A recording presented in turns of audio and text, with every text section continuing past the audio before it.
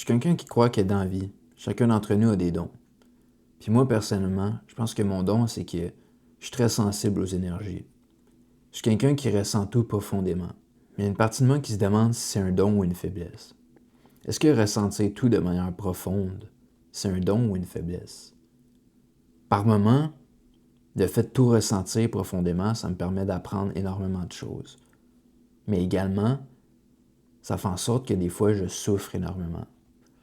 On dirait que tout ce que je le ressens de manière empirée. Quand je suis heureux, je suis heureux. Quand je suis malheureux, je suis malheureux. Mais même si ressentir profondément m'a apporté beaucoup de choses, j'ai l'impression que ça m'a retiré beaucoup de choses. Qu'est-ce que je veux dire par là, c'est que dans des moments où est-ce que j'étais malheureux, le fait de ressentir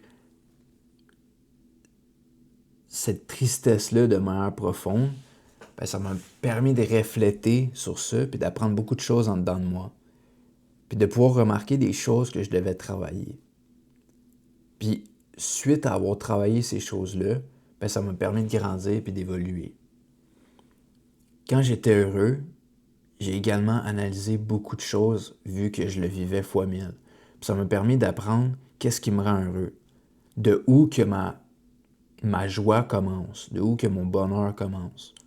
Puis de pouvoir essayer de répéter ces triggers-là dans ma vie. Ressentir profondément, ça m'a beaucoup aidé, ça m'a beaucoup apporté, mais ça m'a également beaucoup enlevé. Puis pour donner un exemple, pour un peu essayer d'imager ça, puis vous faire comprendre ça, avant que je parte en appart vers une couple de mois, il y avait une tension entre mes parents. Genre, ça allait pas tant bien entre mes parents, puis ils se pognaient quand même souvent. Mais je sais pas pourquoi, mais ça m'impactait énormément. Ça venait me chercher à l'intérieur de moi énormément. Puis je sais pas pourquoi. Je sais pas si c'est parce que c'était à cause que c'était mes parents, ou si c'est parce que je suis juste quelqu'un qui ressent les choses profondément. Mais en ressentant ça de manière profonde, j'avais quasiment une partie de moi qui se disait genre que j'étais responsable pour ça, puis que je me devais de changer ça, whatever. Que je me devais de régler ça, parce qu'on dirait que, vu que je le ressentais tellement profondément, c'est quasiment si moi j'étais dans la situation, alors que j'étais juste genre une entité extérieure. Puis c'est ça que j'essaie de faire comprendre que je suis pas capable de mettre en mots. Vu que je suis quelqu'un qui vit les choses de manière profonde, j'ai l'impression que quand je suis une entité extérieure à quelque chose, je le ressens tellement profondément que je deviens quasiment interne à cette chose-là. Puis je me dis que faut que je l'améliore, puis il faut que je la change parce que cette chose-là me trigger parce que je la ressens profondément. Alors que mon rôle, c'est pas de la changer. Mon rôle, c'est juste de me détacher de cette chose-là. Je sais pas si ça fait du sens. C'est vraiment compliqué à mettre en mots, mais on dirait que vu que je suis quelqu'un qui vit les choses de manière profonde, on dirait que je suis tout le temps là quand quelque chose m'affecte, ça m'affecte fois mille. Puis vu que ça m'affecte fois mille, on dirait qu'il faut que je trouve un moyen de régler ça puis de faire en sorte que ça s'arrête parce que sinon ça va trop m'impacter. Genre. Mais je sais pas si ça, c'est un don ou une faiblesse. J'ai l'impression que par moment, le fait de ressentir les choses profondément peut être un don, mais également une faiblesse. Si j'apprends jamais à le contrôler, je pense qu'avec le temps, ça va devenir une faiblesse. Parce que je vais perdre de l'énergie, je vais mettre de l'attention dans des choses qui en valent pas la peine, qui n'ont pas de besoin de mon attention. Mais j'ai l'impression que si j'apprends à le gérer et à le contrôler, là, ça va me donner un avantage. L'avantage, je sais pas. Tout ce que je sais, c'est que j'ai l'impression que ça va me donner un avantage. Parce que on dirait que beaucoup de personnes sont déconnectées émotionnellement, genre.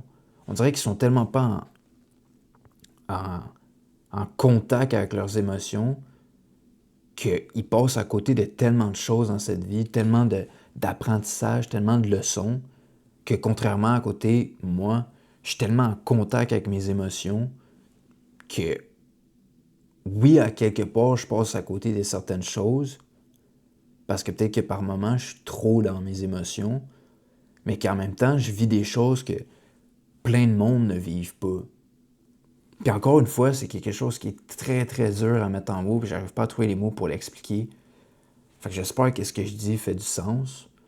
Mais j'ai l'impression que vu que je vis les choses très profondément, ben ça me permet de refléter sur ça, puis en même temps, ça m'apporte une grande maturité émotionnelle. Ben, j'ai l'impression surtout que quand je parle à du monde, ben le monde de mon âge, je connecte moins avec eux. Puis le monde qui sont plus vieux, je connecte plus avec eux parce que j'ai peut-être la maturité émotionnelle de quelqu'un de plus vieux que mon âge. Puis ça, c'est dû à quoi? Je sais pas. Est-ce que c'est dû au fait que je ressens les choses plus profondément? Aucune idée. Puis je pense que la journée que j'ai vraiment réalisé que je ressentais les choses de manière profondément, puis que j'avais une maturité émotionnelle qui était plus développée que la majorité du monde de mon âge, c'est une soirée, je pense, ça doit faire peut-être un an et demi. Il y a une soirée que j'avais fait un souper avec la mère à un de mes amis. Puis on avait passé la soirée à discuter puis tout. Je m'entendais super bien avec sa mère, puis c'est ça, on avait passé une soirée à discuter puis tout. Puis à la fin de la soirée, elle m'avait envoyé un message, puis j'ai envie de vous le lire pour que vous compreniez un peu plus pourquoi j'ai réalisé ça suite à son message. Puis le message, ben, il est découlé de quelques échanges de messages qu'on avait dit. Je l'avais remercié pour ben, la soirée qu'elle m'avait faite parce qu'elle m'avait accueilli chez elle, puis elle avait fait le souper, puis juste overall, elle m'avait accueilli chez elle, fait que je l'avais remercié pour ça. Puis le message est le suivant. Prends bien soin de toi. Reconnais ta valeur. Poursuis ta quête du meilleur pour toi et pour les autres. Tu as ce talent. Je me répète. Tu es une belle personne, dotée d'une intelligence émotionnelle hors du commun. Prends bien soin de toi.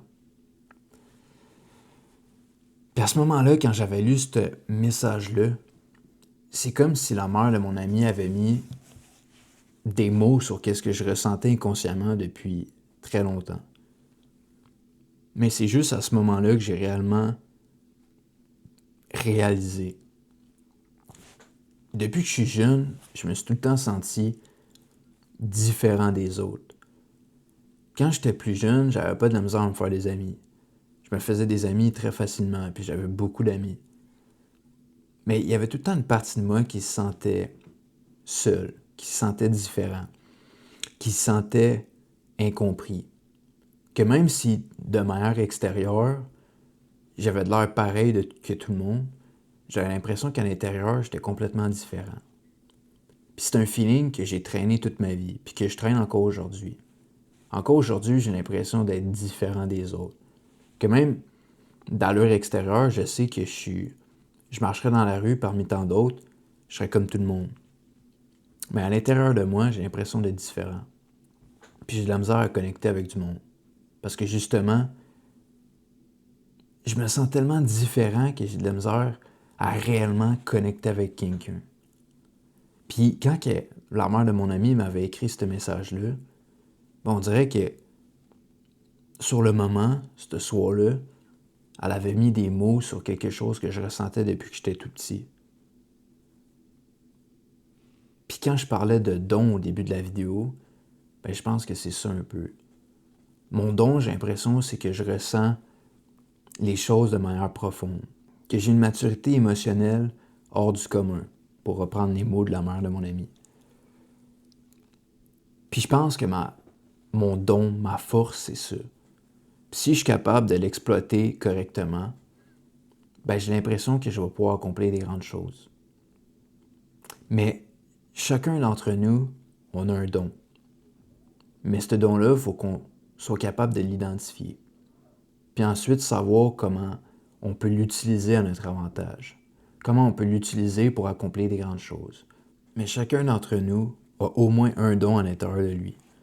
Puis je pense que pour être capable de découvrir c'est quoi notre don, ben, il faut être capable de s'asseoir avec soi-même, de passer du temps avec soi-même, de faire de l'introspection, de travailler sur soi-même, d'apprendre à se connaître, de réduire le bruit extérieur.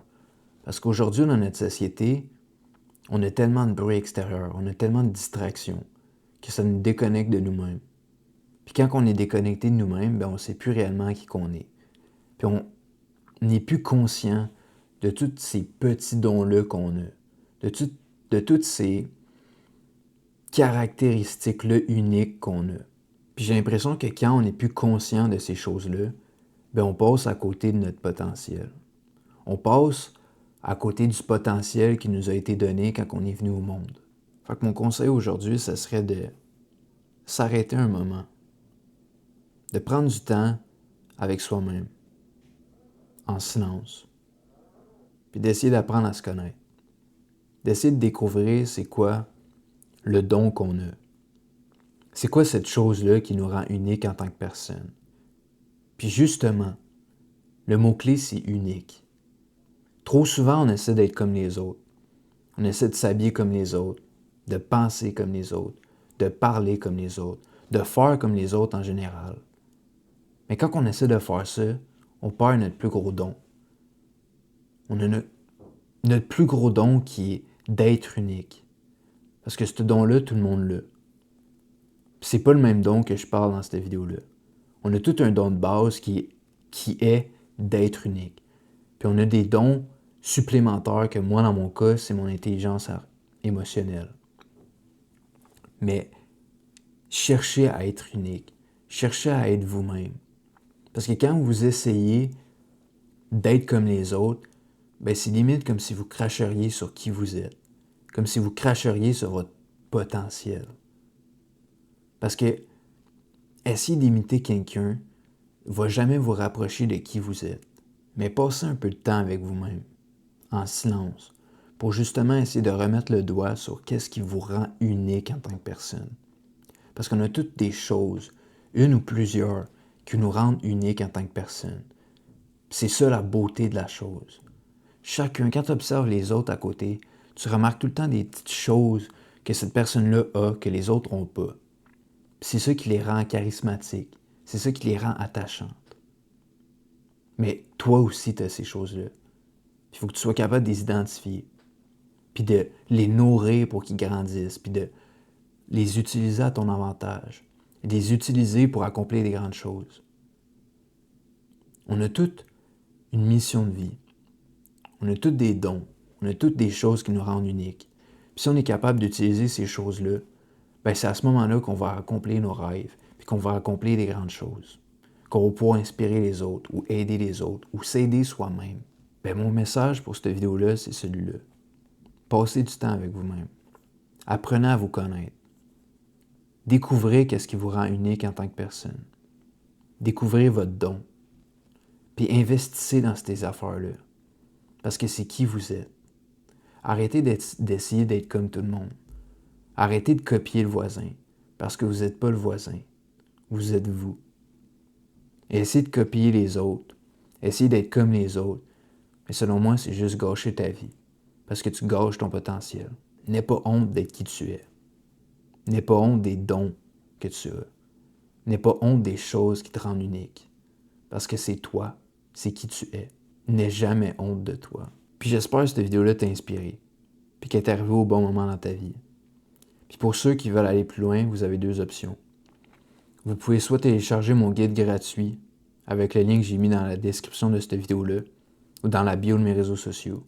Ou soit me DM le mot initiation sur Instagram si vous voulez me parler directement. Puis sur ce, je veux que vous preniez soin de vous. Puis je veux que vous passiez du temps avec vous-même. Puis que vous découvriez qu'est-ce qui vous rend unique.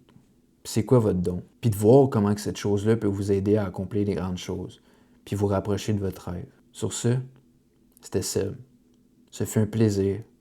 Puis on se voit dans une prochaine vidéo. Ciao.